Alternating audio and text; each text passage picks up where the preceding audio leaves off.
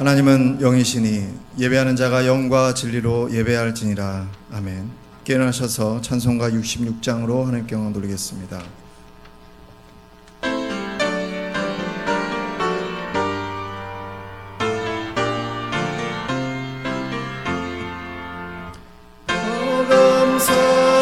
감사드리세 온 마음을 주께 바쳐 그 섭리 놀라워 온 세상 기뻐하네.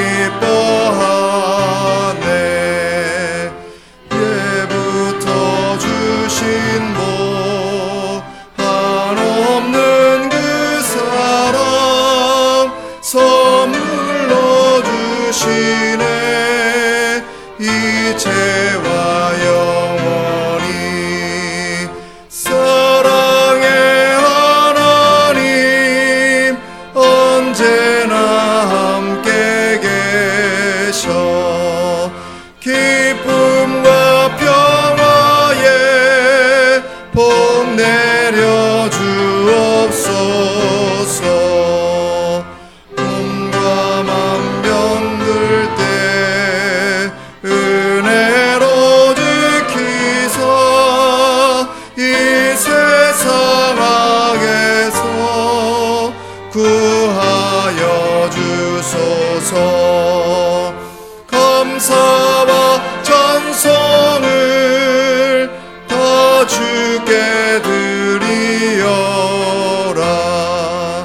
저 높은 곳에서 다스리시는 주님, 영원한 하나님 다 경배하여라. 전에도 이제도 장래도 영원히. 아멘.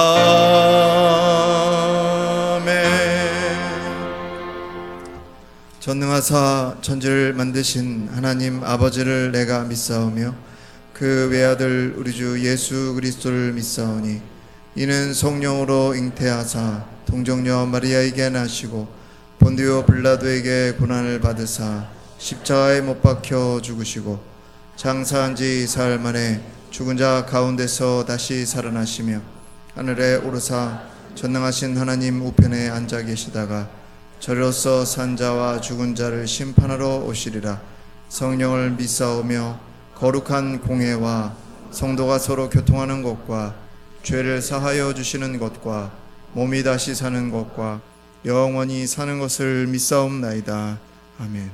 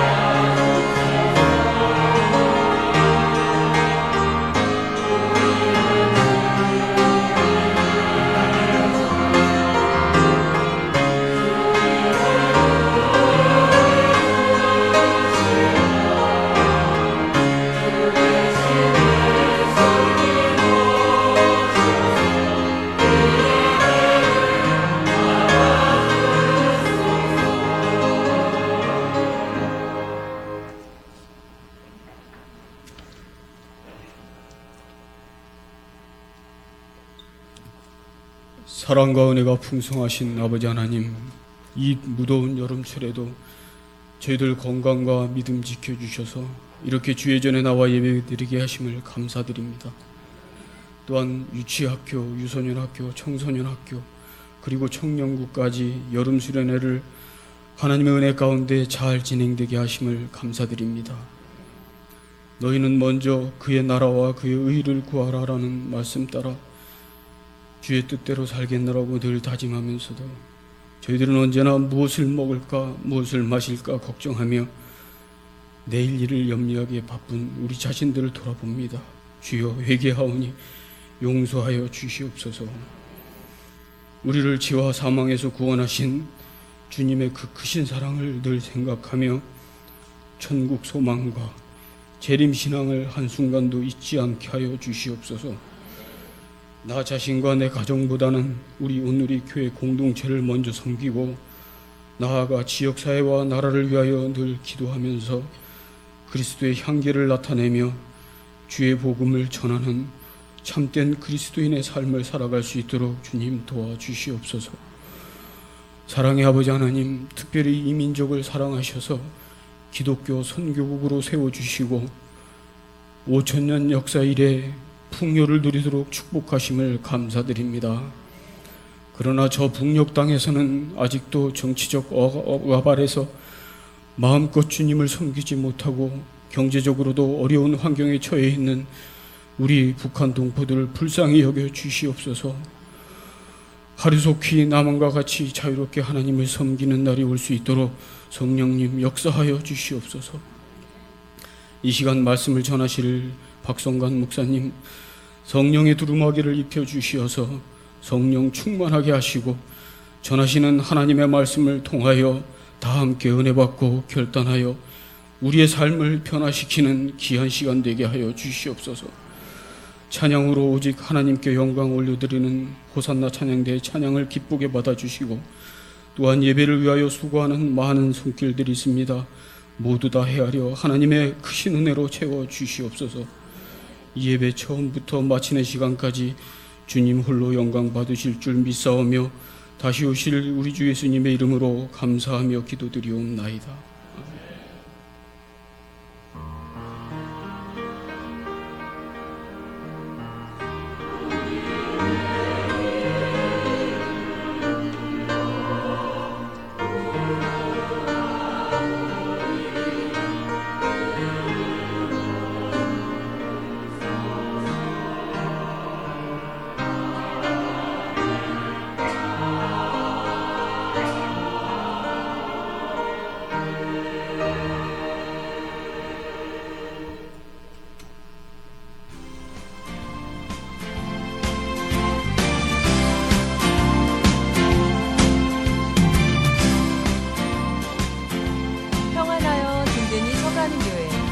온누리 교회 2018년 7월 마지막 주 소식을 전해드리겠습니다. 문화국 안내입니다. 제2회 담임 목사님 배 스크린 골프 대회 안내입니다. 예선 일시는 7월 30일 월요일부터 8월 17일 금요일까지이며 참가 신청은 오늘까지 1층 로비에 신청해 주시기 바랍니다. 창립 25주년 기념 사진전 사진 모집 안내입니다. 온누리 교회의 옛 모습이 담긴 사진을 모집합니다.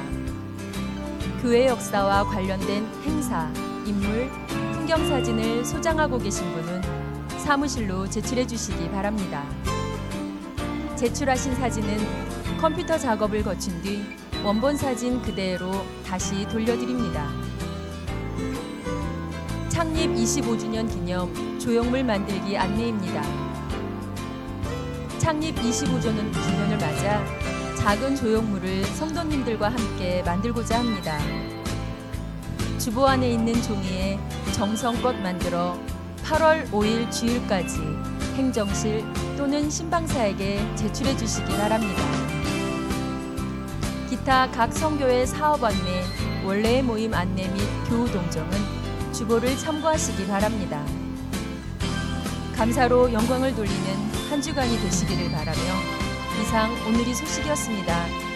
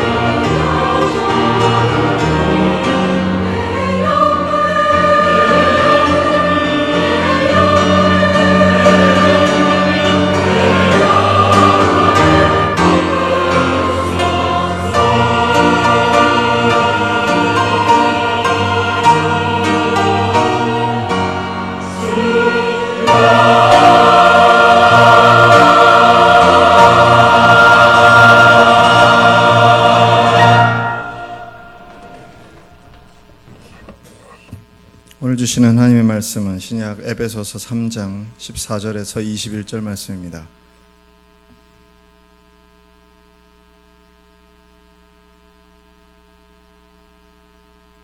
신약 312면 에베소서 3장 14절로 21절의 말씀 제가 봉독하겠습니다. 이러므로 내가 하늘과 땅에 있는 각 족속에게 이름을 주신 아버지 앞에 무릎을 꿇고 비노니 그의 영광의 풍성함을 따라 그의 성령으로 말미암아 너희 속사람을 능력으로 강건하게 하시오며 믿음으로 말미암아 그리스도께서 너희 마음에 계시게 하시옵고 너희가 사랑 가운데서 뿌리가 박히고 터가 굳어져서 능히 모든 성도와 함께 지식에 넘치는 그리스도의 사랑을 알고 그 너비와 길이와 높이와 깊이가 어떠함을 깨달아 하나님의 모든 충만하신 것으로 너에게 충만하게 하시기를 구하노라. 우리 가운데서 역사하시는 능력대로 우리가 구하거나 생각하는 모든 것에 더 넘치도록 능히 하시리에게 교회 안에서와 그리스도 예수 안에서 영광이 대대로 영원 무궁하기를 원하노라. 아멘. 이는 살아계신 하나님의 말씀입니다. 아멘. 다 함께 일어나셔서 찬송가 211장 1절 부르시면서 드리신 예물 봉헌하시겠습니다.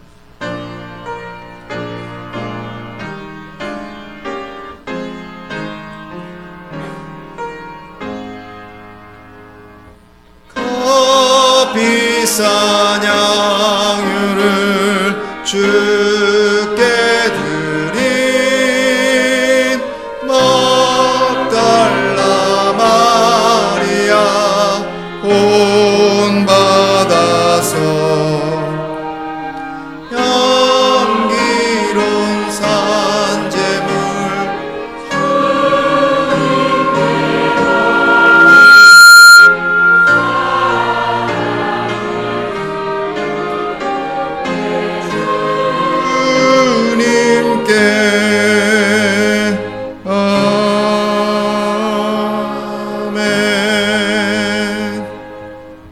하나님, 주님의 전에 나올 때 주님을 사랑하는 마음과 주님 앞에 드리고 싶은 모든 정성된 예물과 그리고 우리의 삶을 가지고 나와 함께 주님께 올려드렸습니다. 하나님, 받아주시고 주님께서 흠양하여 주시며 주님의 품에 안아주셔서 주님의 것으로 삼아 주시옵소서. 이 예물이 쓰이는 곳마다 주님의 나라가 확정되며 우리가 또한 주님께 쓰임받아 우리를 통해서 주님의 일이 일어나며 우리 교회와 모든 성도들을 통해서 주님의 일이 확장되는 것을 우리가 보며 주님께 영광 돌리고 감사하게 하여 주옵소서. 주님께 예물 드린 손길들 주여 기억하시어서 그 마음의 길마다 삶의 길마다 주님의 은혜와 사랑과 풍성함이 가득함으로 오직 주 예수 그리스도께 영광 돌리고 감사하고 기뻐하는 풍성한 삶을 누릴 수 있도록 지켜 주시옵소서. 우리가 이제 말씀을 듣습니다. 이 말씀 가운데 함께 주의 음성을 듣게 하여 주시고 주의 음성을 들을 때 우리의 심령이 변화받고 새 사람이 되며 새로운 창조물이 되어 주님의 뜻대로 저희가 일어나는 시간이 되게 하여 주시옵소서. 살아계신 예수 그리스도 이름으로 간절히 기도드렸사옵나이다. 아멘. 새로 나오신 분 있어서 먼저 소개해드립니다. 홍경화 집사님 어디 계신지 손만 들어주시면 감사하겠습니다. 홍경화 집사님, 예, 좀 앉아 계시네요. 네, 환영의 바라바는 김애란 권사님이시고요. 환영의 노래 부르도록 하겠습니다.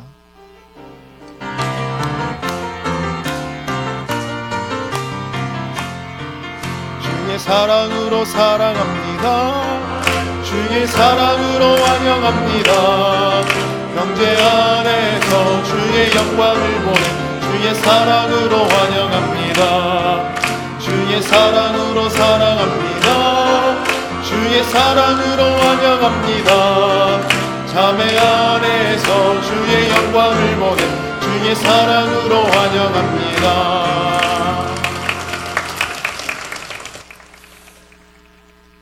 담임 목사님께서 안식월을 가셔서 저희 부교육자들에게 설교할 수 있는 기회가 주어졌습니다. 기쁜 마음, 감사하는 마음, 그리고 정성 어린 마음으로 이 시간 서서 함께 말씀을 나눌 때 우리가 함께 하나님의 음성을 듣고 하나님의 마음을 함께 나누길 간절히 축원합니다. 여러분, 기도하실 때 어떤 모습으로 기도하시는지 한번 기억해 보셨으면 좋겠어요. 나는 기도할 때 어떤 모습으로 기도하나. 제가 원주에서 부교육자 생활을 할 때 담임 목사님이 그런 얘기를 하시더라고요. 기도가 안 되면 손을 모아봐라. 그럼 참 희한하게도 기도가 된다. 그래서 저도 한번 해봤습니다. 기도가 잘 안 될 때 우리 자세를 바꿔보면 하나님 보시기에 좋은 자세, 하나님 보시기에 경건하다 싶은 자세로, 하나님이 우리 중심을 보시는 분이기 때문에 어떤 자세를 취하나 다 받으시겠지만, 그래도 우리가 하나님 앞에서 좀 더 노력하는 자세를 취해보면 어느새 기도가 좀 잘 풀리는 마음이 듭니다. 유대인들은요, 기도할 때 주로 서서 기도를 했습니다. 이렇게 서서 기도하는 것이 그들의 관습이었는데요, 예루살렘에 가면 통곡의 벽이란 곳이 있습니다. 이 통곡의 벽은 원래 솔로몬 왕이 지은 그 성전 자리에, 성전이 무너지고 헤롯 왕 때 다시 짓고 또 무너지고 다시 재건하는 여러 과정 중에 이제는 다 무너지고 서쪽 벽면인, 지금 보시는 화면에 저 벽만 남아 있습니다. 그래서 저 벽을 유대인들은 서쪽 벽, 그리스도인들은 슬픔이 묻어있다 해서 통곡의 벽이라고 부르는데요, 저게 벽에 보면 보시면 아시겠지만 유대인들은 이렇게 서서 기도를 합니다. 벽 앞에 서서 때로는 기도의 제목들을 종이에 적어서 벽에 꽂아놓기도 하고, 그래서 서서 기도를 드리는 것이 저 사람들의 관습이었어요. 그래서 드물게도 간절한, 정말 서서는 도저히 기도할 수 없는 그 간절한 기도의 제목들은 무릎을 꿇고 기도를 드렸습니다. 에스라에서에 보면 에스라가 포로 잡혀갔다가 돌아와서 귀환해서 성도들과 함께 이제 기쁨의 시간들을, 자신의 민족들과 함께 이제 하나님 나라의 시간들을 보내려고 하는데 비통한 소식을 하나 전해 듣게 됩니다. 포로로 잡혀갔던 자신들도 힘든 삶을 살았지만 남아있던, 이스라엘 땅에 남아있던 사람들의 모습이 하나님 보시기에 좋지 않았던 거예요. 그 모습이란 뭐냐면 이민족들과 결혼을 했습니다. 그냥 다른 나라 사람과 결혼했다 이런 의미가 아니라 신앙을 버리고 하나님 말씀을 어기고 율법을 어겨서 그 모든 하나님의 계명과 말씀과 지켜야 할 것들을 버려버린 채로 이방 사람들과 함부로 함께 섞여 살았다는 거예요. 당연히 우상 숭배도 했을 테고 하나님 보시기에 좋지 않은 일도 많이 했겠죠. 이 소식을 전해들은 에스라는 민족의 지도자로서 너무 슬프고 아프고 힘들었습니다. 어떻게 우리가 이렇게 될 수 있는가?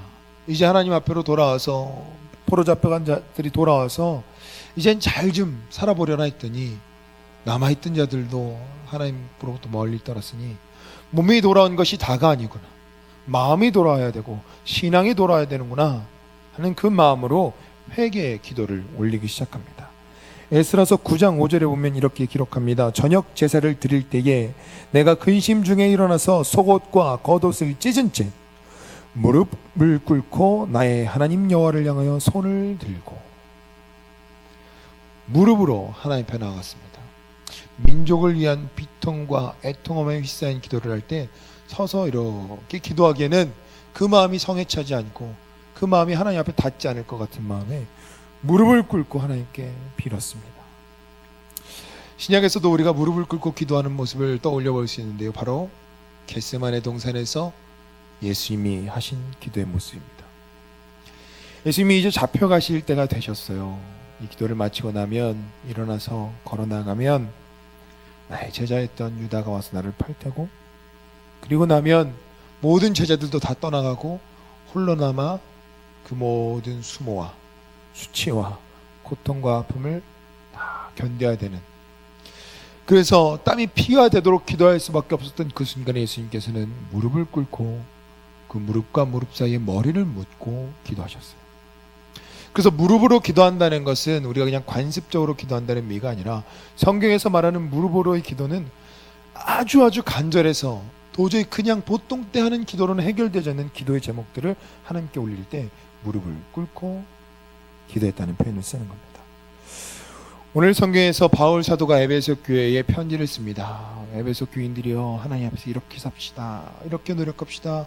그러면서 오늘 읽으신 본문에서 내가 무릎으로 하나님께 기도한다 하면서 우리에게 말씀을 주셨어요. 이 말씀의 내용은 종합해 보면 어떻게 하면 하나님 앞에서 교회가 교회다워지고 성도가 성도다워질지 그 내용을 담고 있습니다. 이렇게 기도하면서 이 기도의 내용들이 에베소 교회에 이루어지기만 한다면 에베소 교회가, 에베소 성도들이 하나님 보시기에 참 좋을 겁니다 하는 마음을 담아서 기도를 했습니다. 에베소 교인들은 이 기도를 함께 나누어 읽었을 것이고요. 이 에베소서는 에베소 교인들만 읽을 것이 아니라 초대교회 교인들이 다 함께 나누어 봤던 그런 서신입니다. 그래서 초대교회 공동체들이 함께 읽은 기도문이고, 이젠 그것이 성경에 기록되어 우리 손에 들림으로써 우리도 함께 읽게 되었습니다. 그래서 바울의 에베소 교회를 향한 이 간절한 기도는 에베소 교회를 넘어 초대교회 모든 공동체, 모든 성도들을 위한 기도였고, 또한 우리 온누리 교회와 온누리 성도 모든 여러분들을 향한 기도인 것을 마음으로 믿고 받으시길 간절히 축원합니다. 그래서 에베소 교회를 위한 기도라는 말씀으로, 제목으로 함께 말씀을 나눠보려고 하는데요. 그 첫 번째는 이름을 주신 아버지 앞에 기도함입니다. 14절과 15절에 보면 이러므로 내가 하늘과 땅에 있는 각 족속에게 이름을 주신 아버지 앞에 무릎을 꿇고 비노니 라고 말씀하고 있습니다. 이름을 주신 아버지 앞에 기도함은 살아계신 창조주 아버지를 믿는 믿음으로 기도했다는 뜻입니다. 사랑하는 성도 여러분, 하나님 앞에 나오실 때, 기도하실 때 우리의 기도를 들으시는 분이 살아계시고 역사하시며 모든 만물을 지으신 창조주이시고 그분이 여러분의 아버지가 되시는 것을 믿고 기도하시길 간절히 축원합니다. 여기서 이름을 주다라는 표현이 나오는데요. 이 이름을 주다는 단순히 이름을 지어주다라는 표현이 아닙니다. 성경의 전통에서 이름을 주는 것은 이름을 받는 사람이 있고 이름을 주는 사람이 있잖아요. 이름을 받는 사람에 대해서 이름을 주는 사람이 주권이 있다는 형식의 표현이에요. 하나님께서 이름을 주셨다, 이 말은 하나님께서 이름을 받은 모든 것들에 대해서 주권이 있으시다는 표현입니다. 근데 사도 바울은 이렇게 말하면서 그 앞에다 뭐라고 붙였냐면, 내가 하늘과 땅에 있는 각 족속에게 이름을 주신 하나님, 이름을 주신이라고 말해요. 하늘과 땅의 각 족속에게. 바꿔 말하면 세상 모든 것들에 하나님께서 이름을 주셨다, 이런 표현입니다. 당시의 상황을 한번 생각해 보셨으면 좋겠어요. 교회는, 초대교회는 그때 당시 사회에서 굉장히 작은 공동체였습니다. 힘이 없었어요. 더군다나 유대인들로부터 그리스도를 믿는 유대인들에 대한 박해가 시작됐고요. 머지않아 로마로부터 초대교회를 향한 박해가 시작이 됩니다. 그런 작고 위태로운 공동체가 초대교회였어요. 사도 바울도 마찬가지였죠. 하나님을 믿고 복음을 전한다고 했지만 그는 수없이 많은 매를 맞고 수없이 모진 고통을 당하고 결국에는 투옥되어 평정에 이슬로 사라져갔어요. 그런데 그 사도 바울이 자신이 처한 위태로운, 자신과 함께하는 모든 공동체의 작고 약한 처지와는 전혀 상관없이 뭐라고 고백하냐 하면, 우리가 믿는 그분은 우리의 상황과 처지와 형편과 상관없이 세상을 창조하신 하나님이요 아버지다. 그분이 이 모든 세상에 이름을 주셨다고 담대하게 선포하고 있습니다.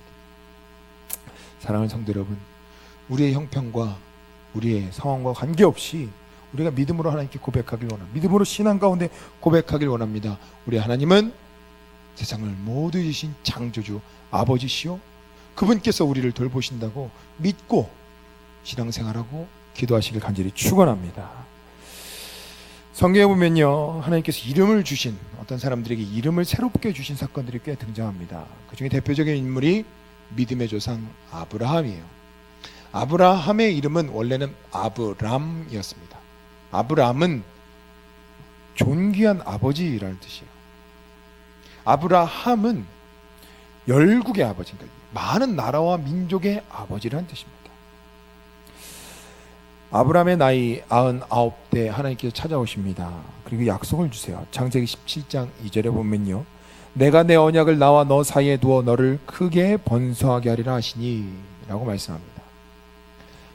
이 말씀을 아브라함이 들었을 때 마음이 어땠을지 한번 생각해 보세요. 하나님께서 드디어 나를 번성하게 하시는구나.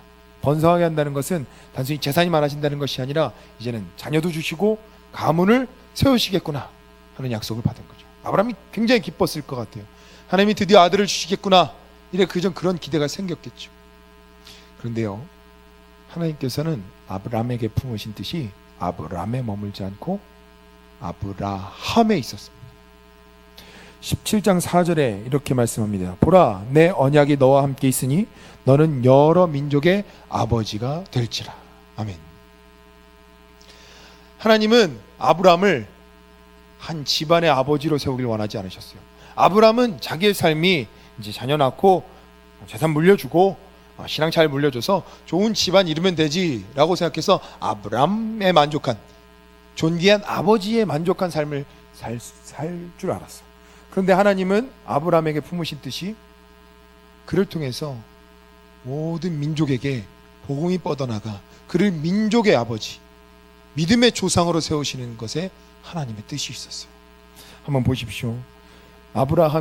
우리는 아브라함을 믿음의 조상이라고 부릅니다.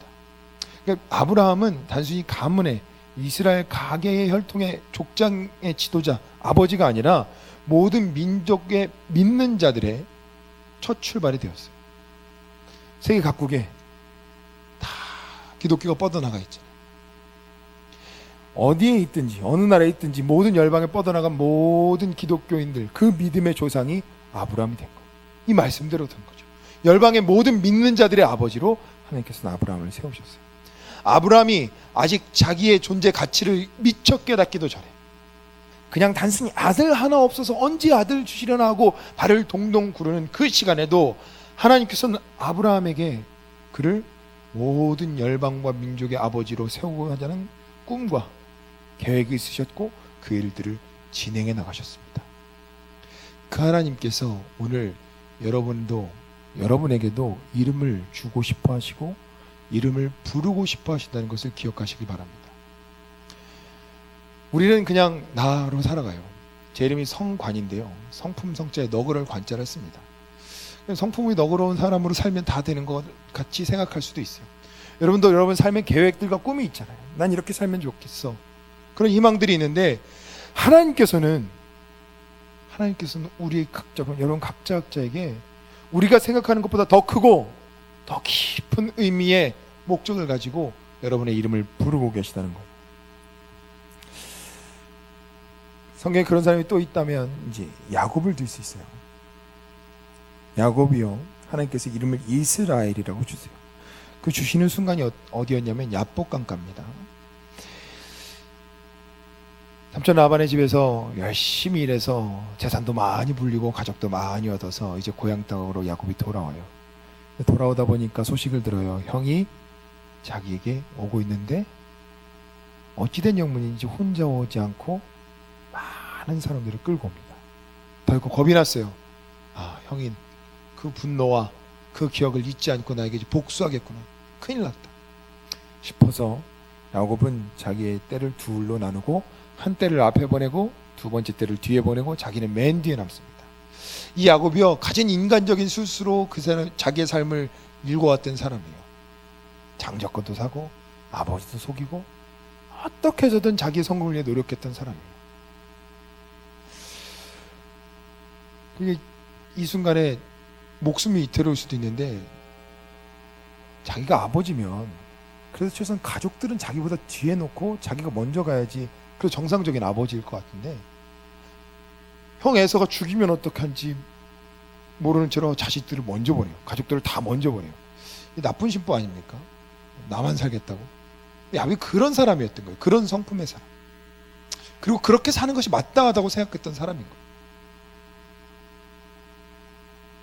이제는 야곱이 홀로 남았습니다. 야복 가까이 홀로 머물면서 자기가 할 수 있는 모든 노력이 아무것도 남지 않았어요.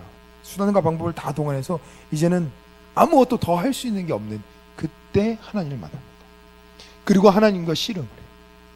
그리고 이스라엘이라는 이름을 받습니다. 이 이스라엘이라는 이름은 두 가지 의미를 함축하고 있는데, 하나는 하나님과 씨름했다. 야곱과 하나님이 씨름했다 이거. 하나님 보시고 말씀해 주시고, 네가 이제는 너의 술수와 너의 노력으로 어떻게든 네 인생을 경주하려고 스스로 씨름하지 않고 나랑 씨름을 했구나. 나에게 기도하고 나에게 아뢰고 나와 어떻게든 해결을 보려고 노력했다. 그 의미로 이스라엘이라는 이름을 주셨어요. 또 하나의 의미는 이제 하나님과 함께 씨름한다는 거예요. 동역자와 동반자 된 관계로 세상을 향해 나갈 때 더 이상 사람의 방법이 아니라 하나님의 방법으로 노력하며 살아갈 사람이라는 의미로 이스라엘이라는 이름을 주십니다. 하나님께서 이런 계획들을 언제쯤 품으셨을까요? 야복강가에서 드디어 아무것도 할 수 없는 다윗을 보시면서 자, 지금부터 계획을 한번 세워볼까? 야곱을 보시면서 지금부터 계획을 세워볼까? 이 야곱을 하나님과 씨름하는 자로 세워야지, 이스라엘로 세워야지, 그때 계획하셨을까요? 아니면 태중에서 형이랑 싸우던 그때, 야, 이거 너무 경쟁심이 심한데 언젠가는 나에게 돌아오겠지, 그때 이스라엘 이란 이름을 줘야지 라고 계획하셨을까요? 아닙니다. 천지를 지으신 하나님께서 야곱을 이 땅에 보내시기도 전에, 이 땅에 야곱이 그 태중에 그가 생기기도 전부터, 태초 전부터 이런 계획을 가지고 야곱을 계획하시고 그 사람을 만드시고 이끌어 가신 분이 하나님이십니다. 마찬가지로 우리의 삶에도 하나님께서 그렇게 일하십니다. 하나님께서 하나님께서 이름을 주셨다는 것은, 우리의 이름을 부르신다는 것은 참 놀라운 고백입니다. 뭐냐면 내 존재가 세상에 이렇게 툭 떨어져서 세상의 흐름에 밀려서 살아가다가 사라지는 그런 존재가 아니라는 거예요. 여러분은 그런 사람이 아니라는 거예요.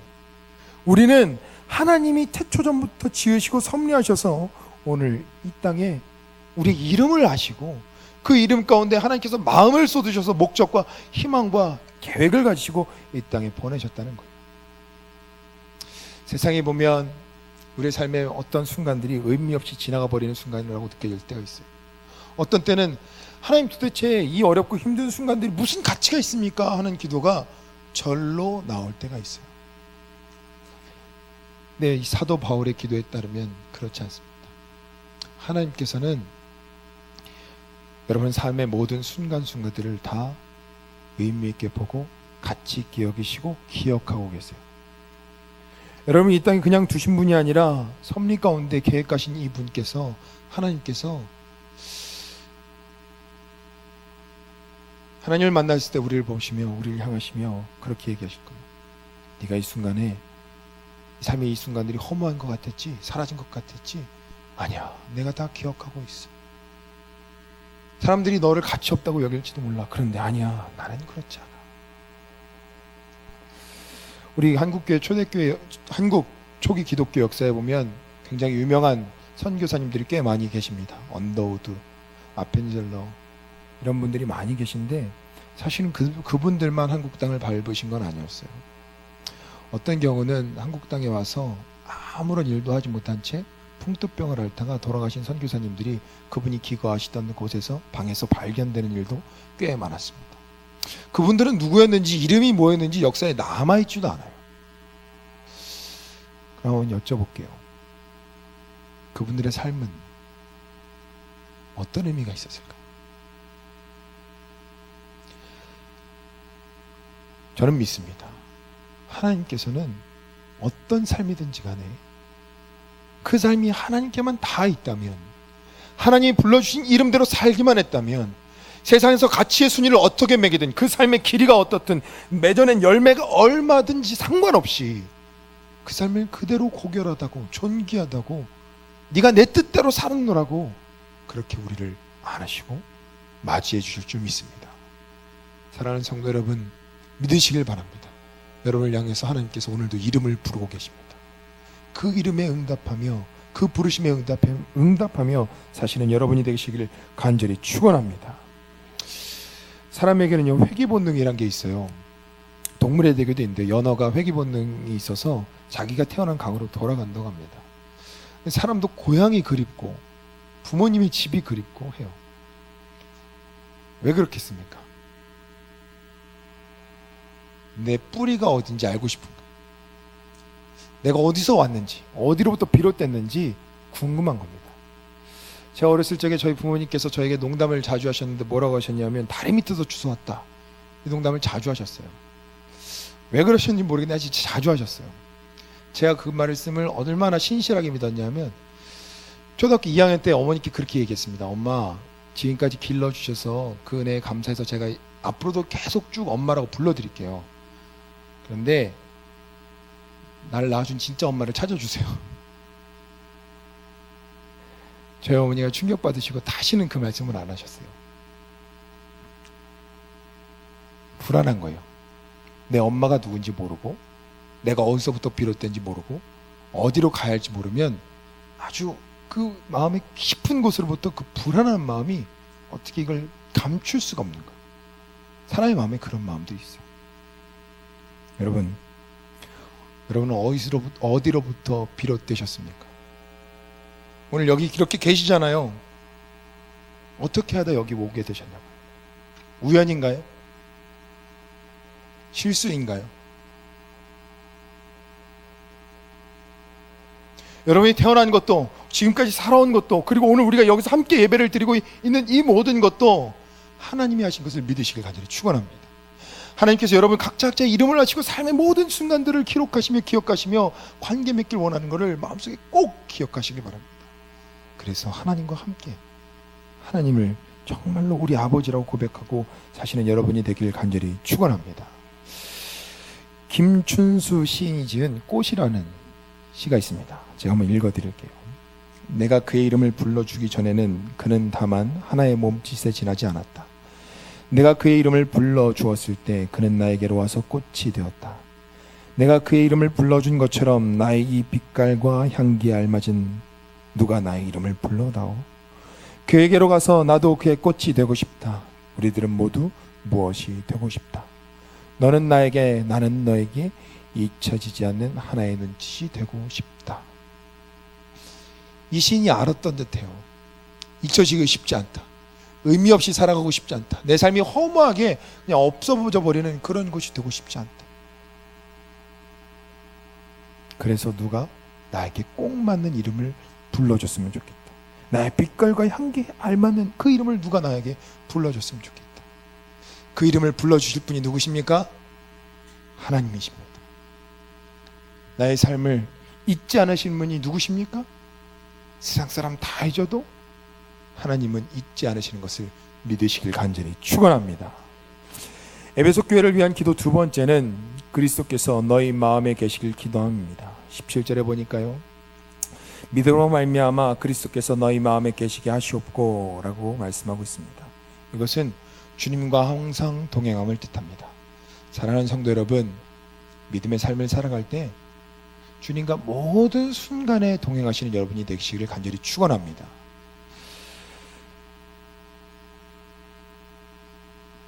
주님과 동행하는 삶을, 모든 순간을 동행하는 삶을 사는 것이 중요한 이유는 우리가 주님과 동행할 때만 우리가 죄로부터 자유로울 수 있기 때문에 그렇습니다.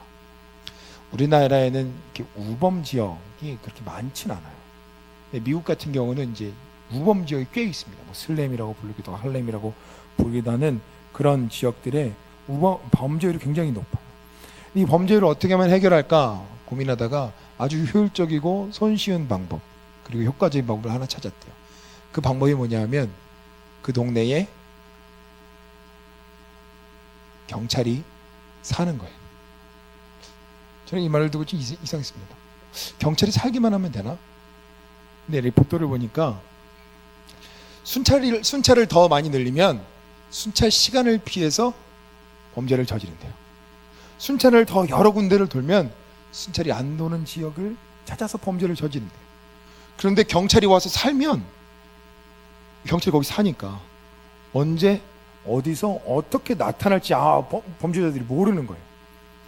또 경찰이 경찰차를 나타나고 경찰복을 입고 나타나면 좋은데 거기 사니까 퇴근해서 밖에 나올 수도 있잖아요. 저 사람이 경찰일 수도 있는 거예요. 같이 계산을 하고 있는 이 사람이 경찰일 수도 있는 거예요.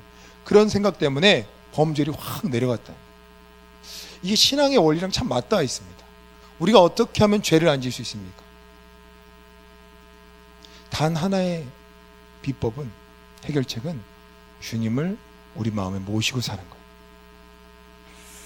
주님을 모시고 살면 우리가 죄로부터 자유로울 수 있습니다. 근데 그 모시고 사는 것을 이렇게 잠깐 이렇게 모시고 있다가 필요에 따라서 꺼내보는 그런 분으로 모시고 사는 것이 아니라 정말 주님을 나의 마음의 주인으로 삼고 항상 함께 살아야 우리가 진정으로 죄로부터 자유로울 수 있습니다. 여러분, 다윗을 한번 생각해 보십시오. 다윗, 하나님 마음에 합한 자, 위대한 왕, 정말 다시는 찾아볼 수 없을 것 같은 그 사람. 그 사람도 죄를 지었더라고요. 근데 그 죄를 지은 시점이 참 이상합니다. 보십시오. 사무엘하 11장 1절입니다. 함께 읽어보도록 하겠습니다. 시작. 그 해가 돌아와 왕들이 출전할 때가 되매 다윗이 요압과 그에게 있는 그의 부하들과 온 이스라엘 군대를 보내니 그들이 암몬 자손을 멸하고 랍바를 에워쌌고 다윗은 예루살렘에 그대로 있더라. 아멘. 그 해가 돌아와는 새해가 됐다 이겁니다. 우기와 추위가 지나가고 이제 새해가 돼서 전쟁을 할 수 있을 법한 시기가 됐다는 거예요. 우리가 11장을 읽었는데 그 앞장에 보면 다윗이 전쟁을 벌입니다. 부하들과 나와서 승리를 해요.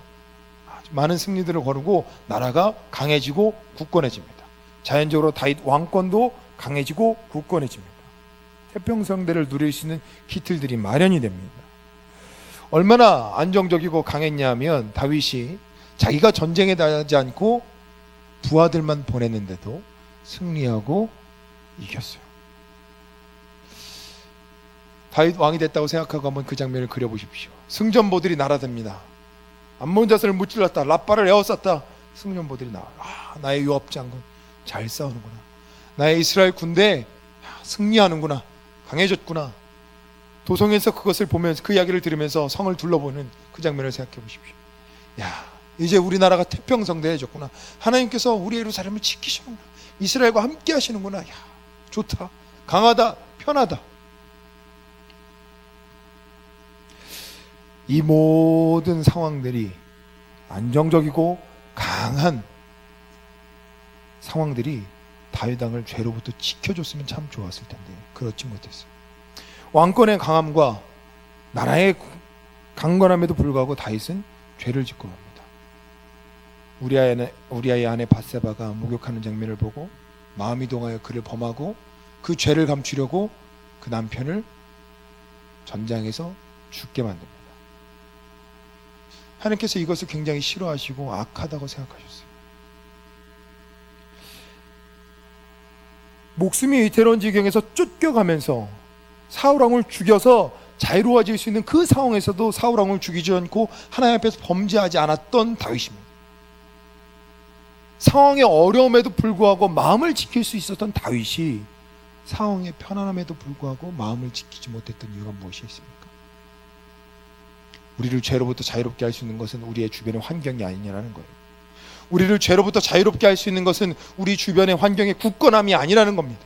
우리를 죄로부터 자유롭게 할 수 있는 것은 단 하나, 우리 마음속에 예수 그리스도께서 계신 것, 그것뿐입니다. 에베소서 3장 16절에 그래서 이렇게 말씀하고 계십니다. 그의 영광의 풍성함을 따라 그의 성령으로 말미암아 너희 속사람을 능력으로 강건하게 하시오며. 우리의 속사람을 강건하게 하시는 분은 내가 아니라 성령 하나님이십니다. 성령 하나님께서 우리 가운데 계실 때 우리의 마음이, 우리의 속사람이 강건해져서 죄로부터 자유롭고 우리의 모든 환경을 이겨낼 수 있는 사람으로, 그런 참 성도로 변모할 수 있는 것을 믿으시길 바랍니다. 3장 17절에 보면 이렇게 기록되어 있습니다. 그리스도께서 너희 마음에 계시게 하시옵고.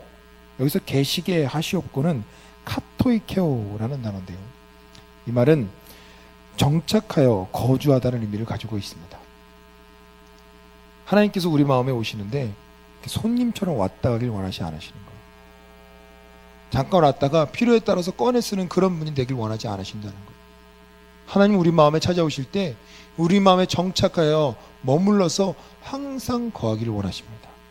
그러니 사랑하는 성도 여러분, 하나님을 마음 가운데 모셔드리는데, 하나님 오늘은 내가 좀 편하게 쉬고 싶으니까 조금 문 좀 닫고 계세요. 방에 들어가 계세요. 하나님, 오늘은 제가 좀 이 하늘빛이 좀 좋지 않은데 그래도 좀 하고 싶으니까요, 하늘에 계시다가 이따가 제가 또 하나님 기도하면 그때 오세요.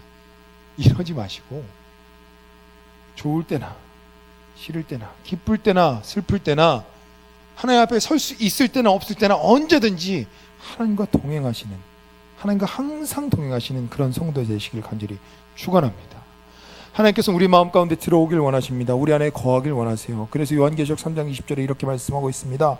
볼지어다 내가 문 밖에 서서 두드리노니 누구든지 내 음성을 듣고 문을 열면 내가 그에게로 들어가 그와 더불어 먹고 그는 나와 더불어 먹으리라.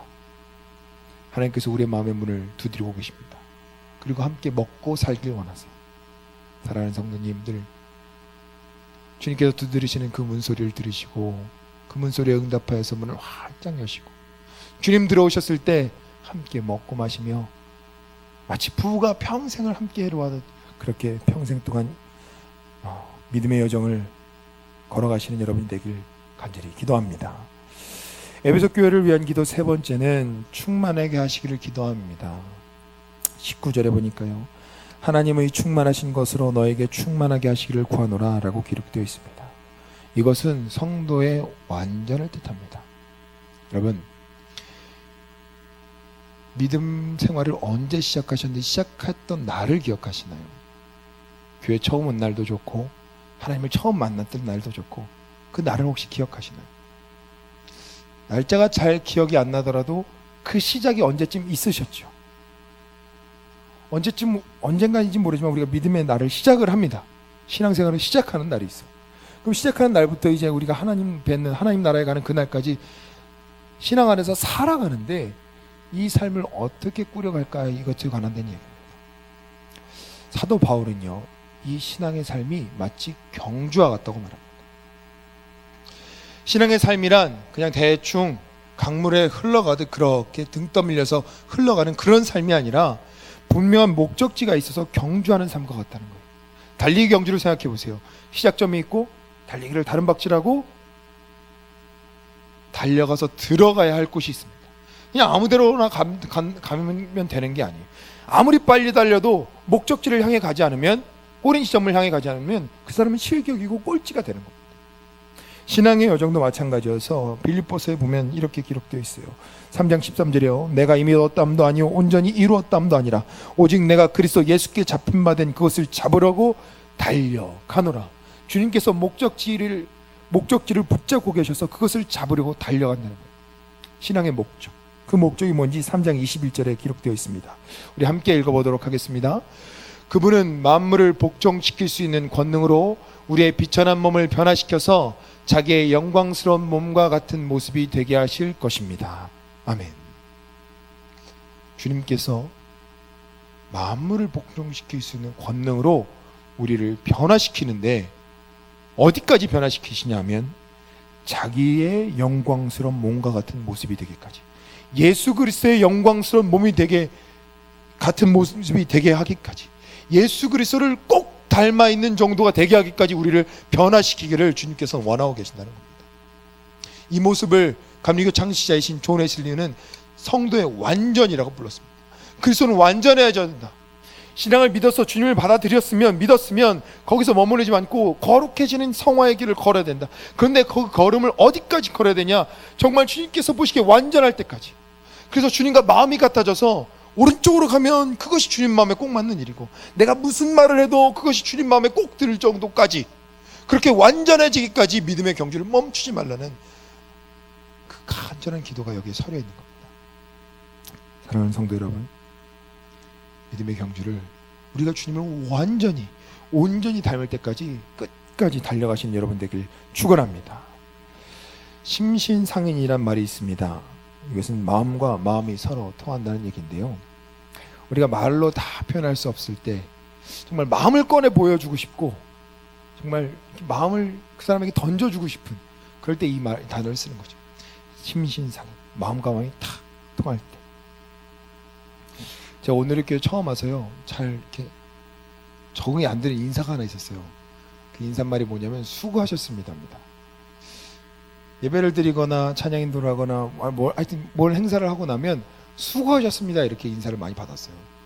근데 전에 사역하던 목회하던 데에서는 그런 인사를 받아본 적이 별로 없어요. 주로 받은 인사가 뭐 감사합니다, 은혜 받았습니다, 뭐 이런 인사를 많이 받는데 수고하셨습니다, 이게 무슨 의미인가 고민이 됐어요. 제가 이제 오늘 이렇게 온 지 한 8개월 됐거든요. 같이 이렇게 오래는 아니지만 지내다 보니까요, 이 인사에 담긴 의미를 좀 깨닫게 되더라고요. 오늘의 교회는 제가 느끼기에요, 온 성도들이 함께 함께 모여서 하나님의 평안에 든든히 서가는 교회를 만들기 위해서 노력하는 교회로 느껴집니다. 믿으시나요? 네, 우리에게 그런 교회입니다.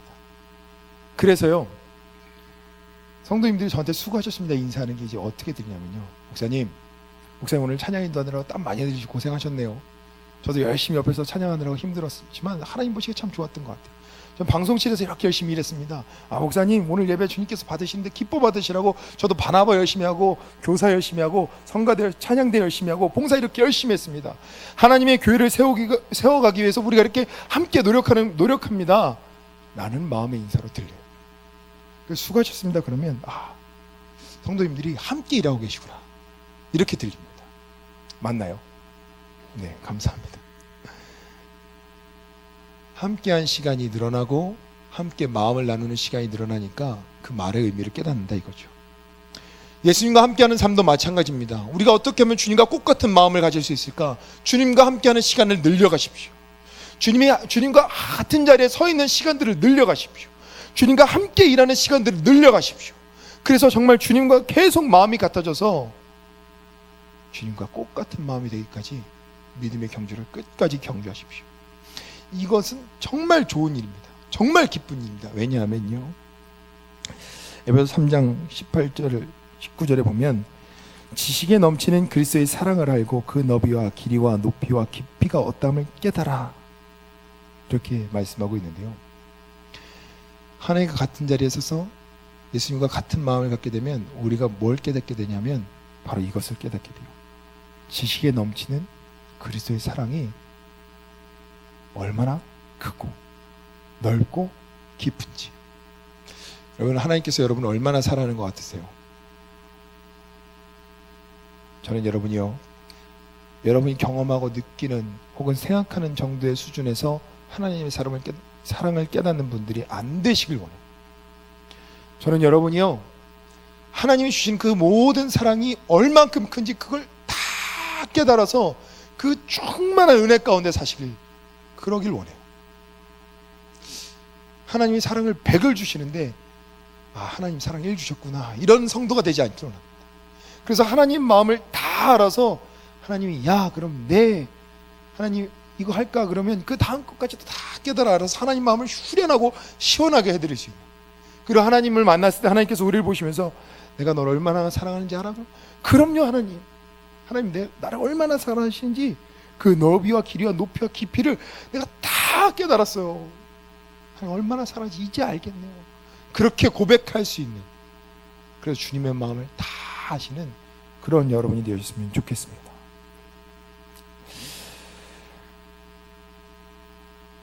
주님께서 충만하신 것으로 우리를 충만하게 채우시기를, 그래서 그 충만함 가운데 거하기를 원합니다. 우리 에베소 3장 20절과 21절 말씀을 함께 읽고 말씀을 마치려 합니다. 사도 바울이 기도를 맺으면서 한 기도입니다. 참다운 성도 되길, 참다운 교회 되길 바라며 한 이 기도가 우리의 기도가 되길 원합니다. 함께 읽겠습니다.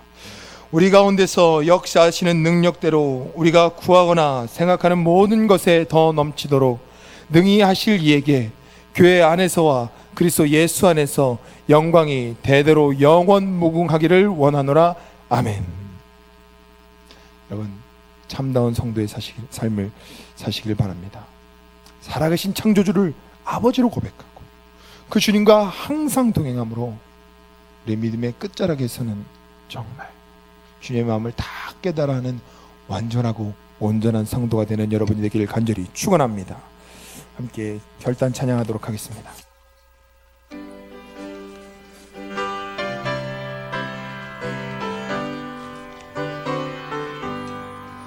나의 영원하신 기형 생명보다 귀하라. 나의 갈 길 나가도록 나와 동행하소서. 주께로 가까이 주께로 가오니 나의 갈 길 나가도록 나와 동행하소서.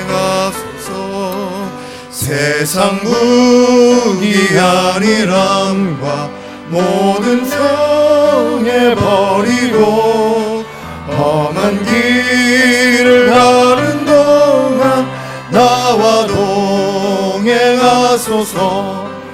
주께로 가까이 주께로 가오니 나의 갈 길 다가도록 나와 동행하소서.